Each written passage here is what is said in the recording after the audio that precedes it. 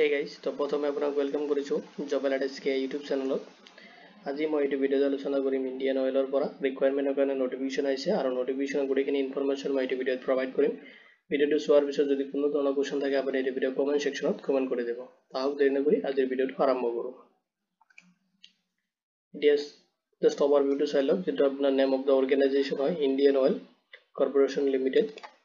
Type of job যেটো হয় এটা আপোনাৰ এপেন্ডিক্সৰ কাৰণে হ'ব যত আপোনাৰ টেকনিক্যাল এন্ড নন টেকনিক্যালৰ পোষ্ট আছে। নেম অফ পোষ্ট আছে আপোনাৰ টেকনিশিয়ান গ্ৰেজুৱেট ট্ৰেড এপেন্ডিক্সৰ কাৰণে পোষ্ট আছে। এতিয়া চাওক এটা টোটাল ভ্যাকেন্সি আছে 382। এটা আপোনাৰ এপ্লিকেশন মোড আপুনি এপ্লাইটো কৰিব লাগিব অনলাইনত। যত আপোনাৰ ভ্যাকেন্সি ডিটেইলছ খিনি চাই লওক যত আপোনাৰ নেম অফ পোষ্ট আছে টেকনিশিয়ান গ্ৰেজুৱেট ট্ৰেড এপেন্ডিক্স যত আপোনাৰ টেকনিক্যাল এন্ড নন টেকনিক্যালৰ কাৰণে ভ্যাকেন্সি আছে। টোটাল ভ্যাকেন্সি আছে আপোনাৰ 382। এডুকেশনাল কোৱালিফিকেশন বিচাৰিছে চাওক। প্ৰথমতে চাওক ট্ৰেড এপেন্ডিক্স যেটা আপোনাৰ টেকনিশিয়ানৰ কাৰণে আছে তাতে বিচাৰিছে মিনিমাম কোৱালিফিকেশন যদি আপুনি ক্লাছ 10 কোৱালিফাইড কৰিছে লগতে আপুনি full time 2 years ITI course কৰিছে কোনো ৰেকগনাইজ ইনষ্টিটিউচনৰ পৰা যেটো আপোনাৰ এনসিবিটি এনএসসিবিটিৰ আন্ডাৰত ৰেজিস্টাৰ্ড আছে।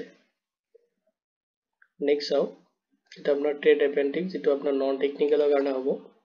এডুকেশনাল কোৱালিফিকেশন বিচাৰিছে আপোনাৰ যদি আপুনি ক্লাছ 12 কোৱালিফাইড হৈছে বিলো গ্ৰেজুৱেট তেতিয়াহলে আপুনি এইটো পোষ্টৰ কাৰণে এলিজিবল হ'ব। লগতে চাওক 50% মাৰ্ক আপোনাৰ থাকিব লাগিব যদি আপুনি জেনাৰেল ইডব্লিউএছ বা ওবিসি বা এনসিএল ক্যান্ডিডেট হয়। নেক্সট চাওক 45% মাৰ্ক আপোনাৰ থাকিব লাগিব যদি আপুনি এসসি বা এসটি বা পিডব্লিউডি ক্যান্ডিডেট হয়।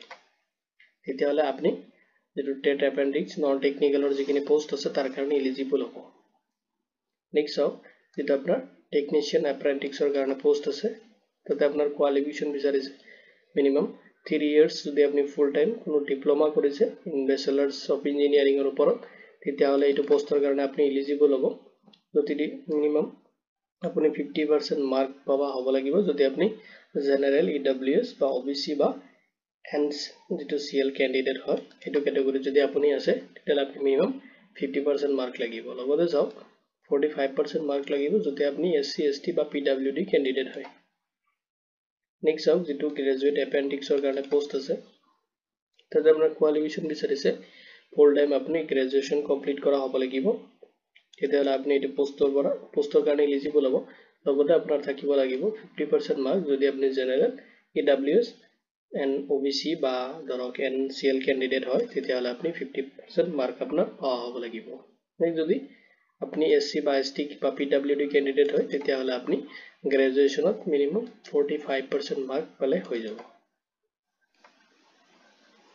এতিয়া এপ্লাই প্ৰসেসটো চাই লওক আপুনি এপ্লাই কেনে কৰিব। তে এপ্লাই কৰিবলৈ প্ৰথমে আপুনি ভিজিট কৰিব লাগিব এনএপিএস বা আপুনি এনএটিএস যেটো পোৰ্টাল আছে তো নেশনাল এপ্ৰেন্টিস প্ৰগ্ৰাম স্কিম বা নেশনাল এপ্ৰেন্টিসশিপ এটো আপোনাৰ ট্ৰেইনিং স্কিমৰ পোৰ্টালত আপুনি ভিজিট কৰিব আৰু তাতে আপুনি প্ৰথমতে ৰেজিষ্ট্ৰেচন কৰিব লাগিব যত আপোনাৰ কিছুমান বেসিক ডিটেইলছ আপুনি তাতে প্ৰভাইড কৰিব লাগিব আৰু যেটো এপ্লাইৰ কাৰণে এটো লাষ্ট ডেট দি আছে 14 ফেব্ৰুৱাৰী লৈকে 14 ফেব্ৰুৱাৰী 2025 যেটো আপুনি 5 PM লৈকে থাকিব।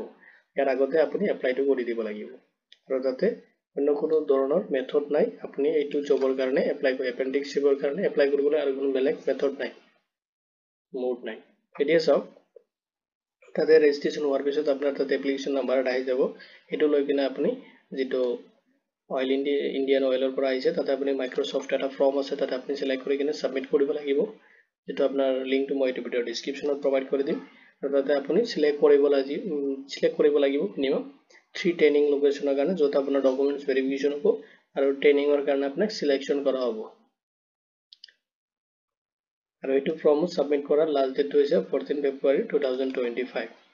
ডকুমেন্ট ভেৰিফিকেশনটো হ'ব আপুনি সাবমিট কৰাৰ পিছত আপুনি যেটো লোকেশন মানে সিলেক্ট কৰি দিব মই যেটো মাইক্ৰোসফট ফৰ্মত আপুনি যেটো ৰিজাল্ট মানে ফৰ্মটো সিলেক্ট কৰি দিয়াৰ পিছত যেটো ৰিজাল্ট আহিব হেতু আপুনি যদি এইটো ফিল আপ কৰোতে বা সাবমিট কৰোতে কোনো ধৰণৰ মানে মিস্টেক হৈছে বা ফেইলাৰ হৈছে তেতিয়াহলে আপুনি কোনো ধৰণৰ কল লেটাৰ ৰিসিভ নকৰে।